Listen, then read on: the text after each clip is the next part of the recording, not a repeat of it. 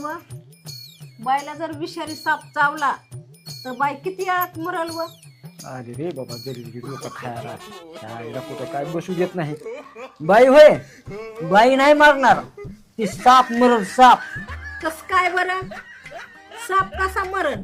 मला काय उलू बनवायला लागला?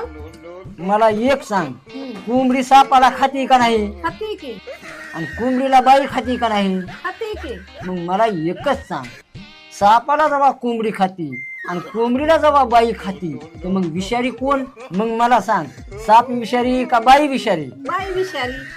अगं मग शहाणे, जर साप बाईला चावला तर मग साप मरल का बाई मरल? मग सापच मारणार, बाई कशाला मारायला लागली?